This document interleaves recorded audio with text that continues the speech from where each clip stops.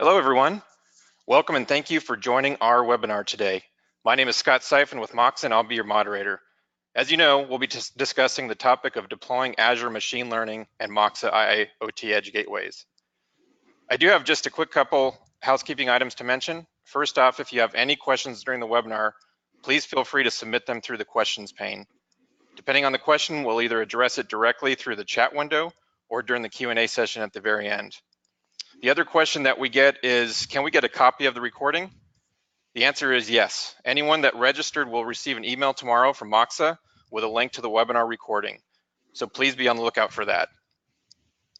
Okay, now let me introduce our presenters for today. First off, we have Robert Jackson, who is Moxa's Global IIoT Partner Manager. Robert has over 15 years of experience in the industrial industry and is currently responsible for the development of our IoT partner ecosystem. Alongside Robert, we're joined by Ted Way, who is Senior Program Manager of the AI and Advanced Architecture team at Microsoft. In Ted's current role, he focuses his efforts on the hardware acceleration of AI algorithms, both in the cloud and at the edge. Thank you to both of them for being here today. With that said, I think we're ready to go. Let me hand things over to Robert to get us started. Thank you, Scott, and welcome to the webinar, everyone. We're really excited to have you, and we're excited to share today some new developments that include deploying machine learning, also how to enable device lifecycle management for your Industrial IoT Edge Gateways, and then finally, we will conclude the webinar with some recent case studies to hopefully inspire you to move from a proof of concept to a real Industrial IoT deployment. As we meet with key customers and collaborate with them on their industrial IoT applications, one clear need has emerged. Customers across oil and gas, energy, industrial automation, and the transportation industries need to enable device lifecycle management in order to realize the full scalability and potential of their industrial IoT applications. Based on these customers' feedback, Moxa has developed the 7 principles of device lifecycle management. First, to help scope the challenge, many customers speak about device management. However, you really evaluate the complete application, you first need to take a step back and consider the entire device lifecycle. First, you need to plan how your organization will group, secure, and enable access to large numbers of IoT devices. Then you need tools to securely authenticate and provision network devices. As a next step, you need to provide device updates, configurations, and application specifics to the purpose of each device. These first 3 steps can get you started, yet for most of a device lifecycle, you need tools to enable remote device management. You also need to ensure you're monitoring for security and deploying security updates and application updates. Finally, at some point, you'll need to make changes, and this might be due to changes in the application requirements or simply because you want to replace existing hardware that has reached the end of its life with a form, fit, and function equivalent. When we talk about device lifecycle management, we're looking at this broad, holistic picture. We've also identified 7 principles, and these principles are essentially the technology building blocks which are required. This device lifecycle process is something Moxa is working closely with Microsoft and other major cloud vendors to make sure we're directly integrating with key cloud technologies. The first one is a capability to enable provisioning, and specific tools like Device Provisioning Service from Microsoft are critical for us to integrate with. I'll go deeper into this in the next couple slides, so let me go ahead and cover some of the other core principles. Another key area, of course, is still commissioning, and this commissioning allows you to enable specific hardware profiles based on the device name or geographic location. The third area is the ability to remotely update software based on Linux Docker containers. The fourth area is to be able to enable hardware-focused device management for networking, cellular, and industrial protocols. Then another key principle, and often one of the most important, is the ability to deploy remote security patches. When we think about the long-term availability of a device, we care quite a bit about ensuring our customers have access to and can deploy these security patches over time. Then, of course, we have to look into the need for major software upgrades. And here we're working to enable over-the-air updates of lower-level edge software components, often referred to as daemons. And then finally, a critical step is to ensure we can recover damaged systems or address more systematic security breaches by able to make a complete update to the Linux operating system kernel. I'm excited to share Moxa and Microsoft are working to ensure all of this can be supported on an over-the-air cellular network. I also think you'll see that we've really scoped this to be the broadest application and applicability of the needs we're seeing from key accounts and key customers. To go further into the details, the provisioning step is key to ensure security and the appropriate application-specific logic is deployed. One of the key technologies we're working closely with is the Azure IoT Hub Device Provisioning Service, often just called DPS. DPS is a service that enables end customers to create logic for how their applications will be deployed. The DPS service specifically detects when new hardware is connected to the network. It helps establish the initial security credentials, whether this is an X509 certificate or a SaaS TPM token. Then based on logic defined by the customer, it determines based on either perhaps the device location or preset rules if it should connect to the closest Azure IoT Hub or to a specific hub for security or deployment reasons. Then finally, it defines the initial hardware profiles that should be deployed. Perhaps it's a heat exchanger, and so the hardware needs to have that application-specific knowledge deployed on original provisioning and commissioning. We are seeing many customers who want to have more control of their networks, and the provisioning process is included in this control aspect. Here, we're working to fully integrate into the rapidly expanding capabilities of these cloud architectures, and also working with Microsoft deep into their roadmap for how device provisioning service can work for us. After provisioning and physically commissioning the hardware, the next step is to remotely install software containers. To start with a single deployment, Azure IoT Hub has a profile for a device with a software, for example, let's say Modbus communication, has another container with Azure Stream Analytics capabilities, and then of course, custom code that the customer has developed and defined can also be created in containers. In order to deploy this code, a deployment manifest is created. The Azure Container Registry deploys this manifest and also the code contained in each container. This can happen with one device, as I've kind of highlighted here, but most importantly, this can happen with thousands of devices at scale through scripting. One key prerequisite of this, however, is you need to ensure Azure IoT Edge boot software is already installed on the hardware. This boot software is often referred to as the daemon. Here, Moxa was one of the first partners to join the Azure IoT Edge Partner Program, and we can ship hardware with this boot software already pre-installed on it. In addition to supporting customers who are asking for device lifecycle management, we are also working side by side with Microsoft to fully integrate with Azure IoT Edge to enable the edge analytics, security, and data analysis you require closer to the edge. We'll also shortly hear from Ted Way on how we can even add machine learning and look forward into solving more advanced applications with this integrated architecture. After provisioning, commissioning, and remote software updates, many customers are focused on how to remotely manage devices in the field at scale. A key technology to enable this device management are module twins. A module twin is a software representation of the hardware state that is located in both the cloud and also at the edge. So again, let me start with a simple application of just one device. Here, the desired property located in the IoT Hub is communicated to the module twin located on the Azure IoT Edge device. This desired property change request from the hub represents an action for each individual hardware device. If the hardware device implements this change correctly, it can communicate back to the IoT Hub through a reported property, and this reported property synchronizes both the hub and the edge.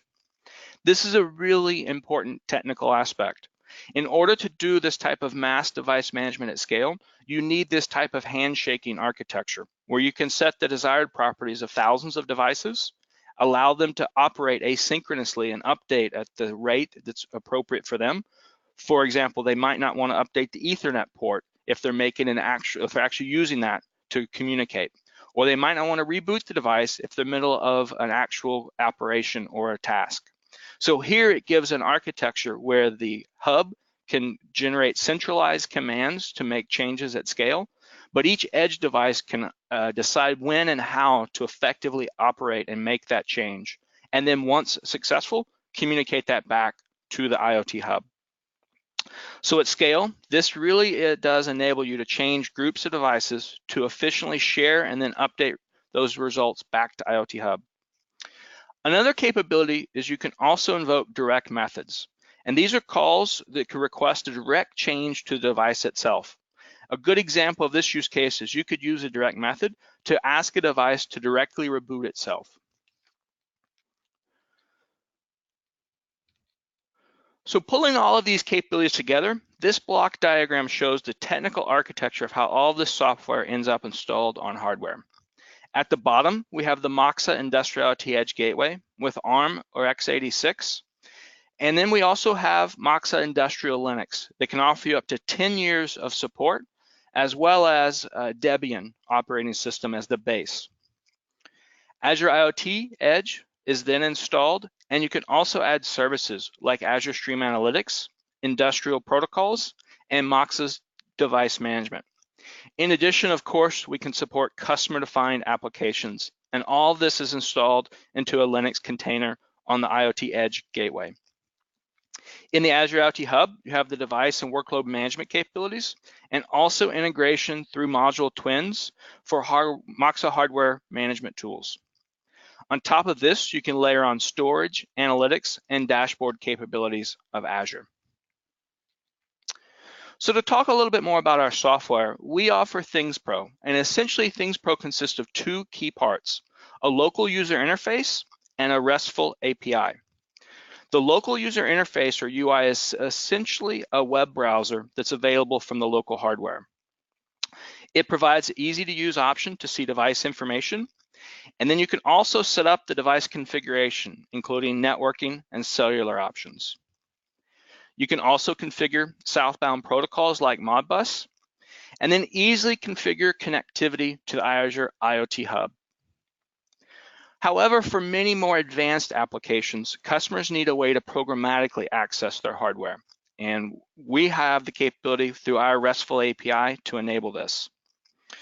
This RESTful API is really intended for cloud integration, and with the combination of module twin supports, which I just spoke about, you can easily configure and manage hardware at scale through the cloud.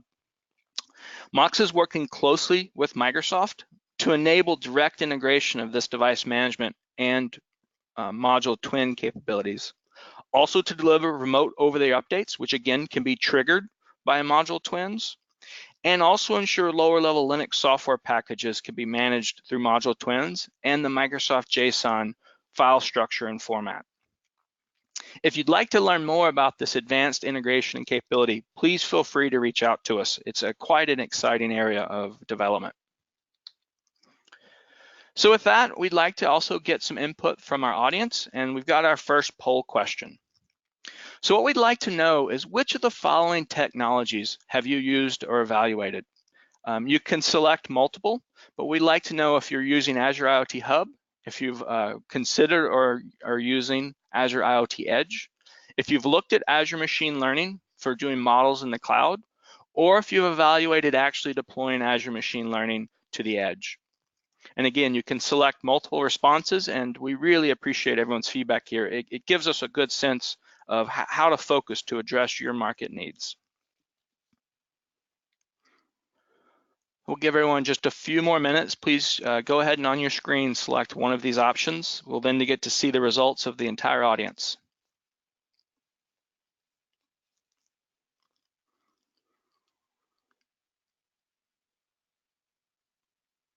Okay, it looks like we're closing the poll, and this is great to see. This is what we'd expect, although I'm excited to see the number of you also looking at Azure IoT Edge. So we're really excited to work with those customers who are leading the technology change here. Exciting to see too, the Azure Machine Learning in the cloud, and then we understand deploying machine learning is still a really advanced topic. So we understand that response, and that makes sense. We're here to share a little bit more today, but also it'll take a lot more collaboration with key accounts out there to help determine the right approach and applications. So with that, thank you for your feedback. It is now my pleasure to introduce Ted Way, Senior Program Manager at Microsoft, and he's going to share some of the latest developments with Azure Machine Learning. All right. Thank you very much, Robert, for that comprehensive overview of IoT and just for the great partnership that we have with Moxa. And as Robert mentioned, I'm Ted, and I work on the AI and Advanced Architectures team here at Microsoft. And I really thank you for the opportunity to be able to share with you today. Robert talked about IoT and edge devices, and I'll focus on how to add intelligent capabilities to those devices. And this starts with a data scientist building a machine learning or AI model. And to do that, these are the building blocks for that process. The first step is to build and train your machine learning or AI models. And you may be training a classical machine learning model. For example, maybe the data from your sensors is being collected and you want to do something like energy forecasting. How much energy will I need? Or maybe you might be doing predictive maintenance, taking in all that data from a machine and trying to predict how much longer that machine will require before it needs maintenance.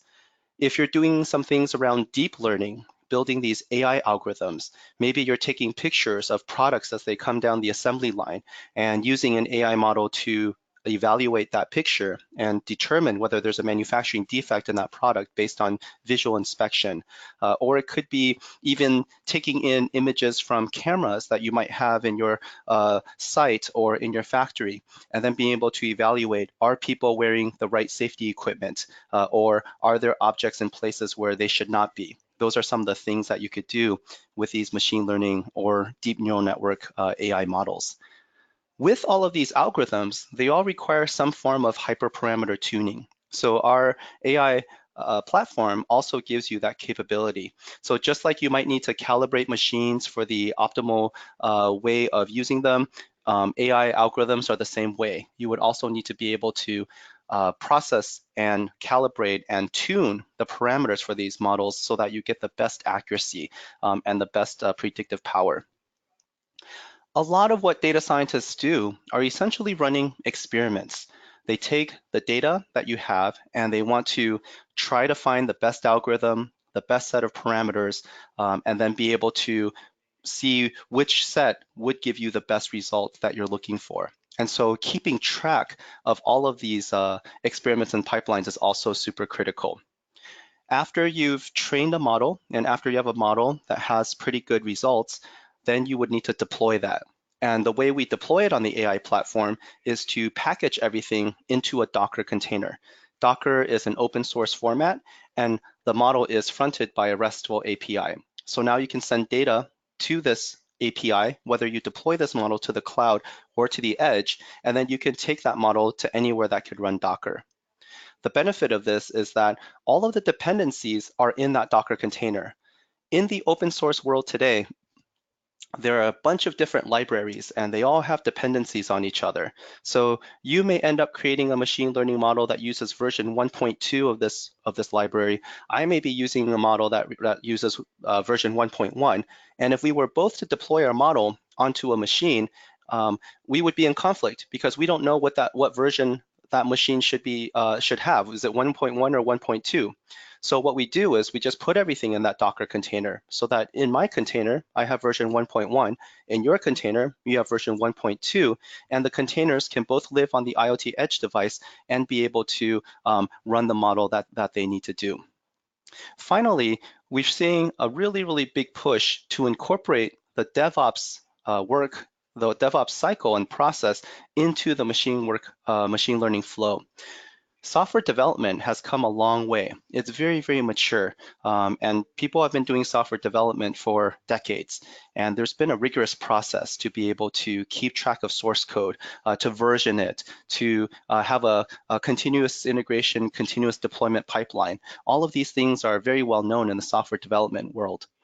In the machine learning world, though, it's still kind of ad hoc, still kind of wild, wild west, where people, data scientists might be training a model, they might deploy it in production, and then might have no idea of who created that model. So what we enable you to do on the AI platform is to keep track of your model so that when the model's deployed to the cloud or the edge and you're seeing the results from that model, you have model lineage. You can trace that model back to the Docker image. You can trace it back to the model source code. You can trace it to the data scientist who created that model. You can trace it to the training data that was used to train that model. So all of this is integrated in DevOps.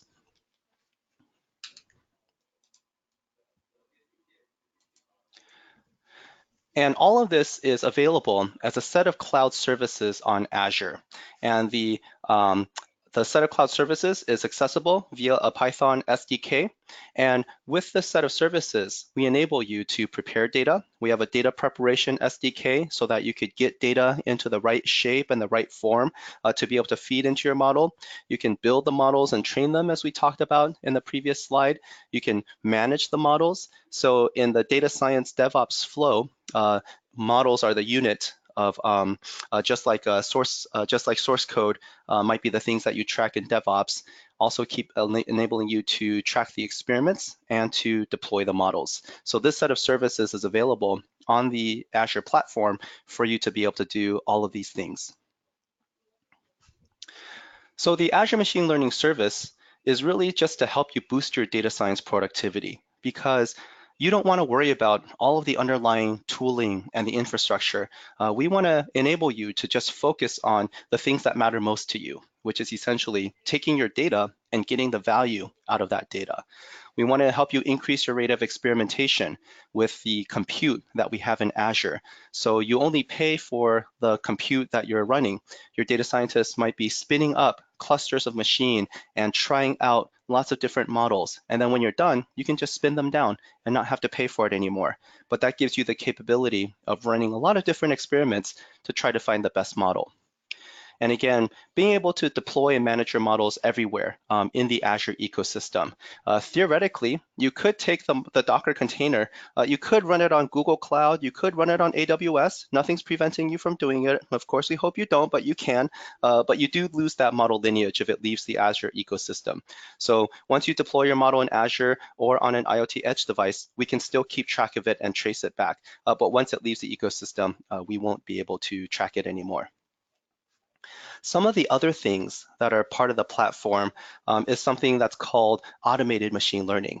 And automated machine learning came out of a need in which we were looking at how do we apply AI on AI. And what this means is that if you have some data, what a typical data scientist would be doing is trying to understand the data, trying to do a lot of experiments to try to run on that data to see what type of algorithm would be best applied to this data. What kind of parameters can be used with this data? And that's a very time-consuming process. So with automated machine learning, what you can do now is take the data, apply your constraints, define your goals, and then we run a process that searches through a set of algorithms and tries a set of parameters to try to give you the optimal algorithm. And this would be useful in which you might have a lot of models that you need to retrain constantly, and you just want to get some good result with that model. But it really is to help the data scientist boost his or her productivity.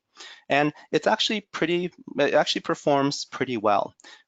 Many of you may be familiar with Kaggle. Kaggle is a website, is a competition, and basically they have different competitions where they have data sets, and then data scientists would be trying to train models that would have the best accuracy. And these are just data science competitions. So what we do is that with automated machine learning, what we did was we participated in one of the competitions, we downloaded the data, we applied automated machine learning on it, and then submitted the results. No human intervention at all.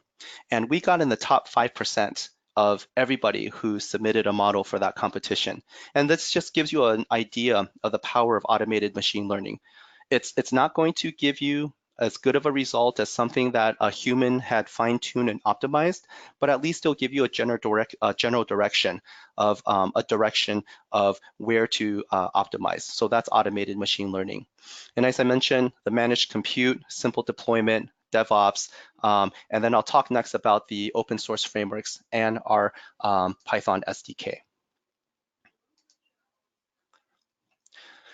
In terms of popular frameworks on the Azure AI platform, we support all open source frameworks, and that enables you to use the favorite framework that you like. Most data scientists today, if they were doing deep learning or an AI application, would like to use TensorFlow that came out of Google, which is now open source. A lot of other data scientists, more and more, are using PyTorch, which is also open source and came out of Facebook. But everybody has a framework that they may be more partial to, that they may be more used to. And we support them all. Now, one of the downsides of so many frameworks is that each one of their frameworks also has a specific runtime. So maybe you hire 2 people out of school. One of them really likes to use TensorFlow. Another one really likes to use PyTorch. And now they're generating and creating their AI models using these frameworks. And now on your edge device, you have to support running both frameworks. And that just becomes a big problem as more and more frameworks are crowding the field. What we've done with Facebook is come up with the ONNX format. ONNX is the Open Neural Network Exchange format. And I like to think of it as the PDF of AI frameworks. So just like if you were in an office, maybe you use Microsoft Office, maybe your coworker likes Open Office, another coworker uses LibreOffice. How do you interchange documents? Because all of these tools may be generating things in different formats. And so we can all align on something like PDF. And if we agree and we say, okay, we're just going to convert whatever we do into PDF, and now we're able to interchange our documents because we all agree on PDF. And that's essentially what ONNX is. ONNX is this format. It's being adopted by more and more companies so that whatever framework you use, you would be able to convert that model into this ONNX format, and then it would be converted back into other frameworks. So that's the first part of ONNX, this PDF, or the representation of the machine learning model, the AI model. The second part of ONNX is the ONNX runtime. So now on your edge device, you could run the ONNX runtime, and that can run any ONNX model. And the benefit of this is you can decouple the deep learning framework from the runtime. So again, if a data scientist creates a model using PyTorch or somebody else uses MXNet, which came out of Amazon, that can be converted into the ONNX format, and then you just have to worry about running ONNX on your machine, and you don't have to worry about the framework du jour. So we have support for any of these open source frameworks, and we also have support for ONNX and the ONNX runtime so that we're able to run any type of model on the edge device. All the services are accessible via a Python SDK. Python is the language of choice now from students coming out of school and from data science practitioners. Python is a very, very versatile language, and a lot of the open source libraries are pretty much Python first. R is still very popular. The R language is popular among statisticians and mathematicians who do some very, very deep analysis on them. But Python is what we're seeing becoming very, very popular. So we enable you to use a Python SDK in your favorite IDE. I know Microsoft always had a bad habit of creating solutions and forcing you to use them. We've heard your feedback, and so basically what this means is if you or your data scientists like to use PyCharm, if you like to use Jupyter Notebooks, Visual Studio Code, or some people even the command line, you can access these services through the SDK instead of any other fixed IDE. Because it's an SDK, we can also integrate with other services like Azure Databricks. For those who like to use Spark and Databricks, we have integration with that. And we have the flexibility because that same Docker container can be deployed to the cloud and scaled out using something like Azure Kubernetes Service, or it can be deployed to that edge device, as Robert had mentioned.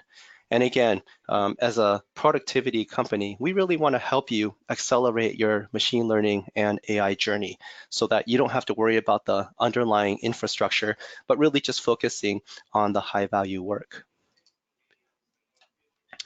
And so just taking this back to the architecture that Robert mentioned, in Azure, using the AI platform with Azure Machine Learning, you're able to create these machine learning models packaged up in Docker containers. And so you can deploy them to the cloud and run them in the cloud, or deploy that same container to the Azure IoT Edge device. So using a device such as a Moxa x86 Linux device, this device can be, this Docker container can be deployed to that device, and it could be integrated in a pipeline. So you're ingesting data from a sensor.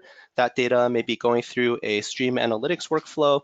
It may then be going through a machine learning predictive model, and then the result can be used to, say, control the machine, or it could be sent back to the cloud to take further action or to be shown on a dashboard, for example. So that's how everything integrates in the cloud and on the edge. In terms of support, from the Azure Machine Learning perspective, we enable you to create these Docker containers and deploy them onto Linux devices running x86, x64 CPUs. Azure IoT Edge also supports Windows, so you could create your own specific models to deploy them onto Windows devices. What we've also seen is that customers may have a Windows host, and then they can run a Linux VM on that Windows host to run these machine learning models. But we're hearing the feedback for Windows, and we're working to support Windows as another deployment platform for our machine learning models. Another thing we're hearing is about ARM devices. And so in the same way, Azure IoT Edge does support running on ARM today. So you could create your own modules and deploy them onto ARM devices and run these modules. We also have this on our roadmap, in which we want to enable you to create Azure machine learning models that can then be deployed to ARM devices. And so that's something that we're working on, which is not released today. But today you are able to deploy and to run on x86 Linux devices. So just to make it a little bit more real, let's talk about some of the work that we've been doing with Jabil. Jabil as a manufacturer, and one of the things they manufacture is circuit boards. And so basically on an assembly line, for example, they would have circuit boards that come down to each assembly line step. Components are placed on the circuit board, and an AOI, or automatic optical inspection camera, is taking pictures of various components. These pictures are then sent to a human to look at. And so here are some sample images. A human would have a few seconds to take a look, for example, at the top set of images, and then that operator may say, okay, I'll pass this on to the next assembly line step. Maybe you see some pictures that look like the bottom. This would fail, and then you would fail it, rework it, etc., so that it doesn't keep on going down the line. So this is all fine and good. If you have just 6 or 7 images and you have a few seconds to look at them or to make a decision, no problem at all.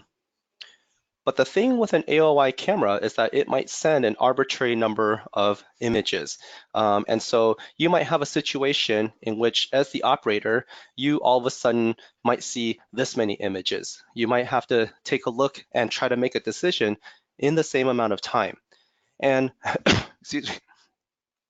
And in this case, this is what motivates a lot of the work that we do. Because when you have these images, when you have a fatigued operator or an operator who might have, for some reason, might have not been looking at this specifically or carefully enough, it really motivates 3 things. First, it motivates the need for AI.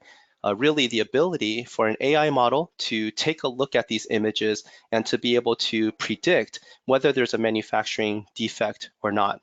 The second part is the need for this to run on the edge, because for bandwidth concerns or for latency concerns, sending all of these images to the cloud just doesn't become, is just not economically or practically feasible because of the time that it takes to send these images and get a response back. So the second thing is this needs to run on a local device on the edge.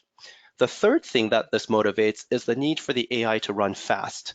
If you only have a few images, that's fine, but each image running through a deep neural network would require about 8 billion calculations to take a look through that image and to give you back a result. So 8 billion calculations for one image.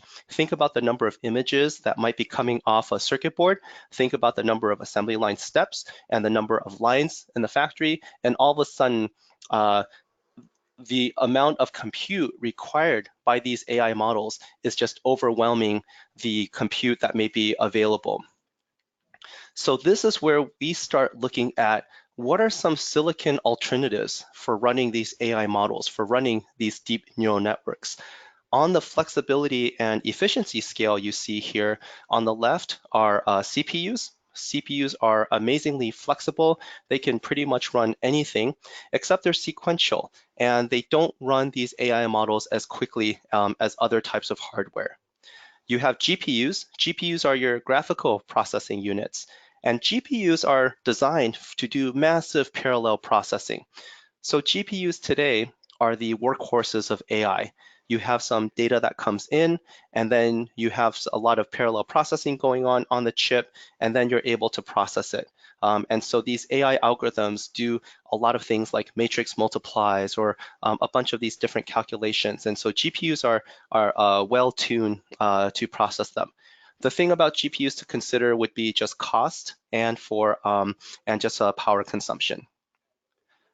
On the far right here on the flexibility and efficiency scale are your ASICs. And ASICs are your application-specific integrated circuits. And these are chips that are custom designed for whatever workload that you have. And so if you think about these neural processing units, as we call them, basically the hardware that run these AI algorithms, there's basically two schools of thought. And the first one is the hard neural processing unit, which are essentially ASICs. And so you've probably heard about the Google TPU, Intel Nirvana, Movidius, GraphCore. Cerebrus just announced a few weeks back a humongous chip to do AI. Amazon announced Inferentia, which is also coming out soon.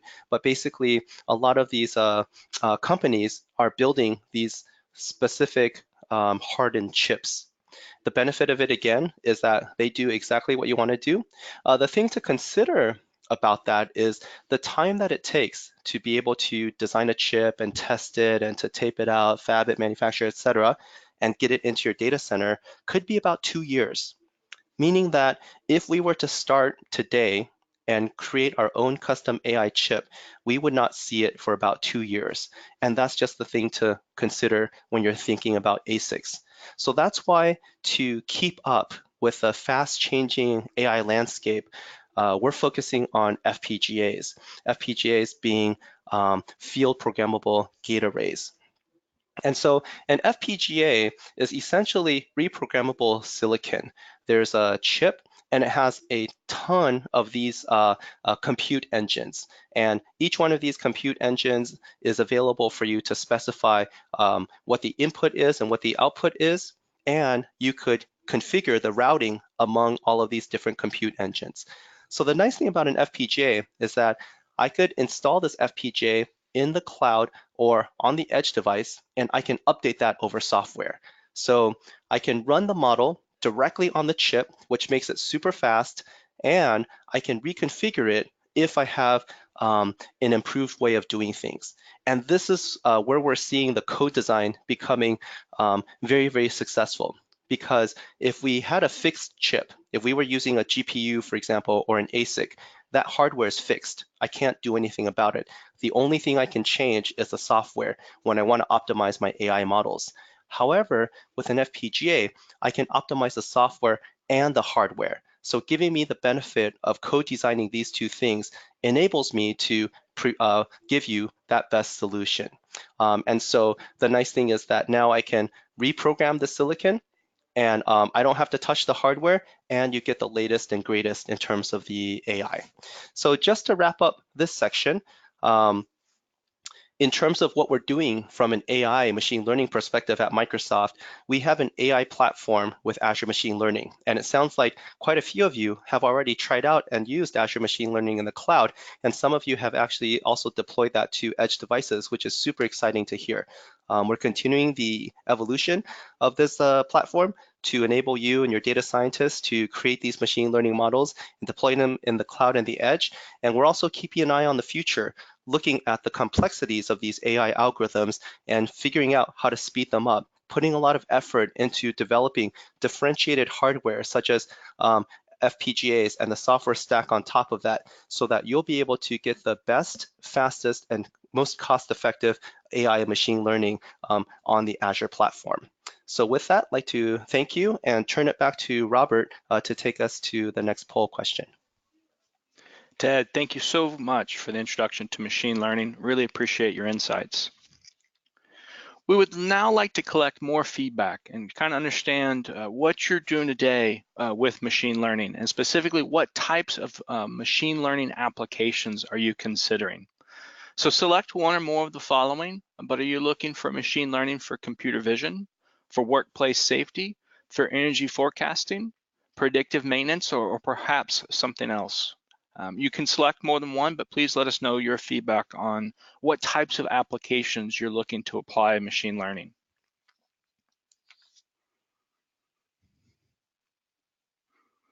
I know there are many different types, so we also have other in there. Oh, great to see.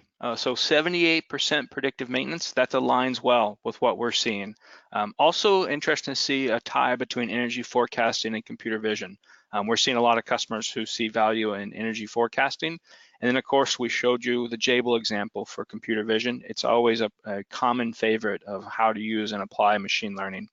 Also the other, we understand there's a lot of other use cases for machine learning, and it's hard to categorize all of them in easy buckets. But great feedback, really appreciate your perspective. And with that, we'd like to now transition and talk a little bit more about some case studies. So one example of an exciting case study is the remote fueling for pumping and well site automation equipment. Even though the oil field is ultimately producing hydrocarbons for processed fuel, to keep these vehicles and heavy equipment running 24/7, they require and depend on processed fuel to be sent on site.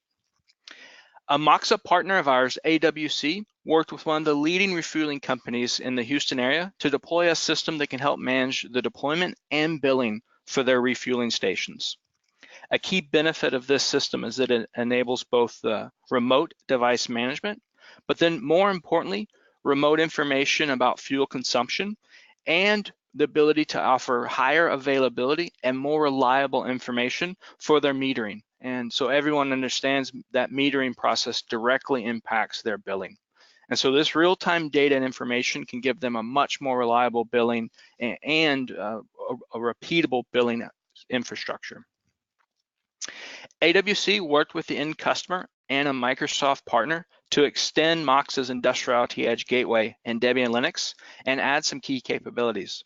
The first was connectivity through Node S7, an open source protocol for connectivity to Siemens PLCs. Then, using Node.js, they added custom logic and the ability to communicate through a JSON buffer to the edge and then to Azure IoT Hub. Once this data is available in Azure IoT Hub, they stored this in an SQL database, and then they can run SQL queries to integrate the data coming from the edge with their internal billing systems. In addition, a Power BI dashboard provides real-time visibility so they can remotely monitor and manage hundreds of refueling vehicles spread across Texas, Oklahoma, and wherever else their customers rely on them for fueling service. This example was started before Azure IoT Edge was widely available. So our partner, AWC, built a lot of custom software, as I mentioned, with JSON. Going forward, this solution could easily take advantage of Azure IoT Edge to reduce complexity and increase the scalability of the system. Another common application, we've seen several deployments across different oil and gas customers in the upstream space, is for predictive maintenance of artificial lift systems. Now, to be fair, more commonly, these are referred to as pump jacks in the oil fields of Western US and Canada. And the pump jack is one of the oldest icons of oil and gas production.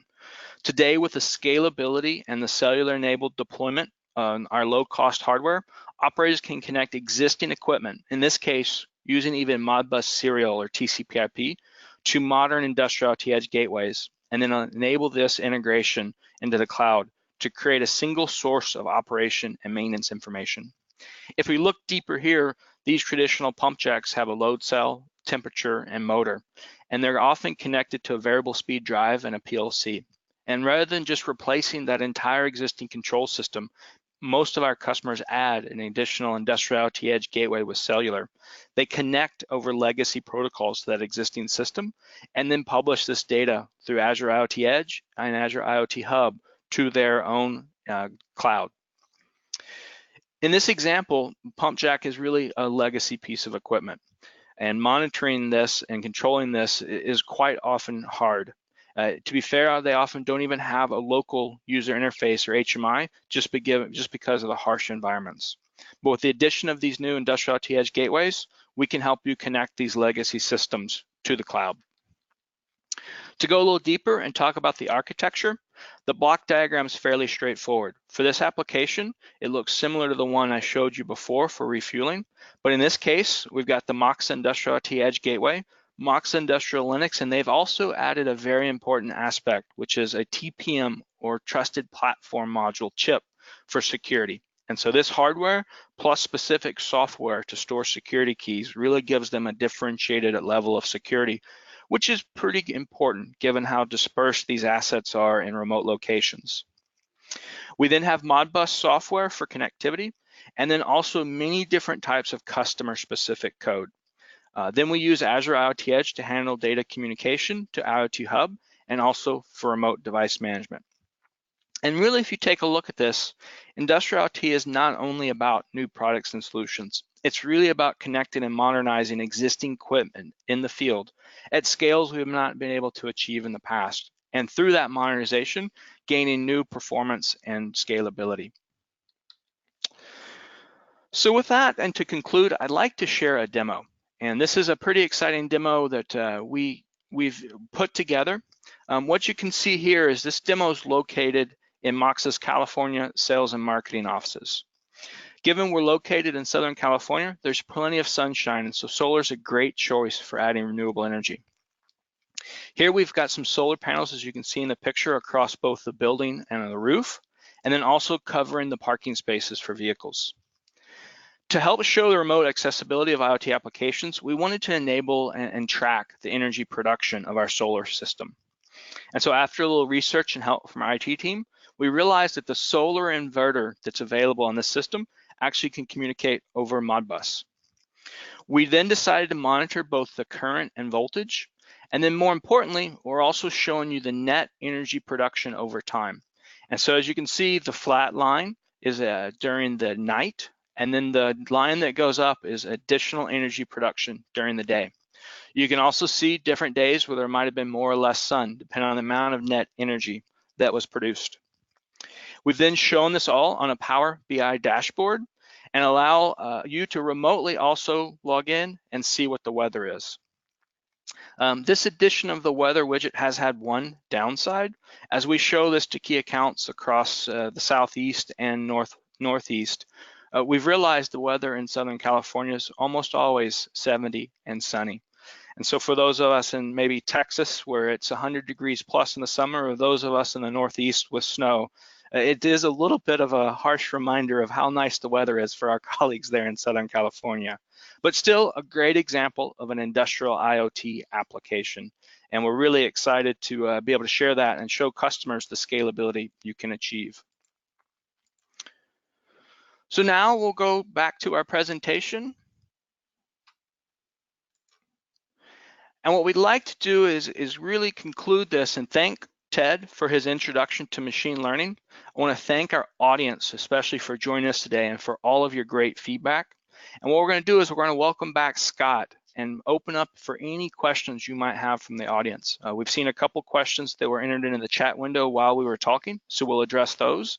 And then we encourage the rest of our audience to add additional questions as well. And so with that, I'll welcome back Scott, and Ted and I are glad to help answer some questions in the time remaining. Fantastic, thank you, Robert. Yeah, so as Robert mentioned, we're gonna address the questions that came in, and as he said, we have a few minutes left, so we do wanna encourage further questions that we can address in the time remaining. So anyway, let's dive right in. The first question, are you able to deploy software OTA using cellular? Robert, do you wanna take that one? Sure, yes, we hear from all of our key accounts to be able to deploy various levels of software over the air using cellular as the network infrastructure is critical. And today we can do that through software containers. We're also working very hard on the capabilities to deploy direct updates to the Linux kernel. One thing to keep in mind though, and one of the things to understand that we're thinking of for reliability is if you were to have a power outage while you're updating the kernel, or if you were to see some network latency issues, you could lose connectivity to your device during a critical update. So we're also working on features that will have redundant flash capabilities so that even if you lose power, there's a recovery state so you don't lose connectivity to the device. But yeah, over-the-air cellular is one of our key requirements and care-abouts. Thank you for addressing that, Robert. The next two questions looks like these would be for you, Ted. So the first one is, when would you expect to deploy machine learning to ARM platforms? Yeah, that's a great question, and it's something that is definitely on our roadmap. And we're hearing a lot about the requirements for these lower power ARM devices that customers also want to ingest data and to be able to run machine learning on. Unfortunately, I'm not able to share any specific timelines, but do know that we are very focused on it, and it's something that we hear from many of our customers. Great, okay, and the second question for you is, do you support Azure IoT Edge for Windows? For Windows, we are also working on that. That's also on the roadmap. We're working very closely with the Windows team to be able to support that. In the meantime, if you have a Windows device and it's something that you want to try running machine learning on the edge, some of the things that we've seen some folks do is spin up a Linux VM on that device so that it could run the Docker container. But also, just to note that for both ARM and Windows devices, Azure IoT Edge is still supported. So if you wanted to run other types of workloads where you're doing things like data ingest or streaming or your own custom functions, you can run them on your ARM and Windows devices. We just don't support that from a machine learning perspective today, but it's something that we're working very hard on. Okay, great. Thanks for that feedback, Ted. Robert, this next one I believe is for you, and it's a good question. How do I deploy machine learning if I don't have data scientists? Yeah, that is a great question. And maybe to build on Ted's comments, there's still a lot of capabilities today for stream analytics and data analytics at the edge. And we see a lot of customers deploying that. But yes, to extend into machine learning, there is that need for some data scientist expertise. And what I would actually say is we're part of the larger Microsoft ecosystem. And with several of our key customers, we've worked directly with Microsoft partners who have data scientists and have machine learning expertise.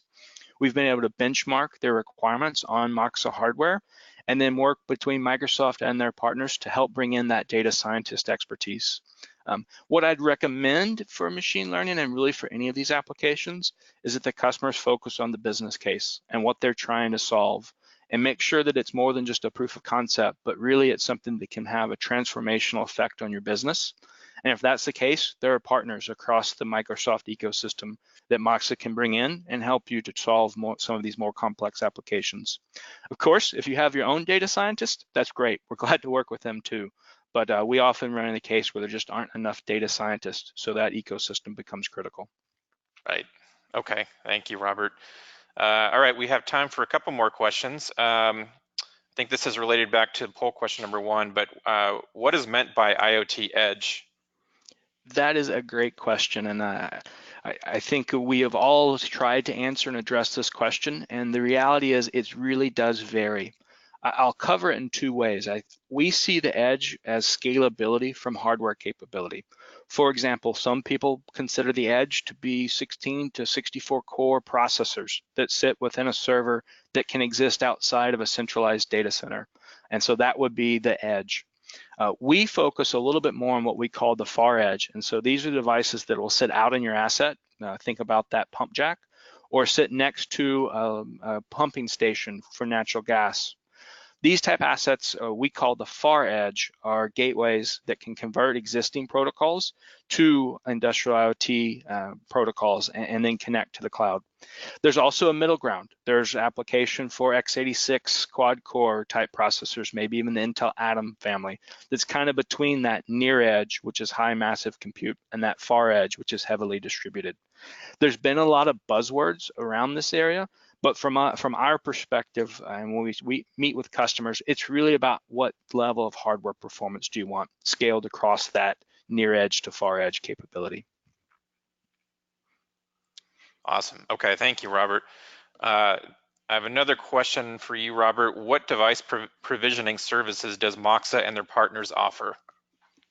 So we have integrated with Microsoft's device provisioning service, and that is actually a critical aspect because provides the scalability you need. Moxa is not in the business of standing up and supporting data centers.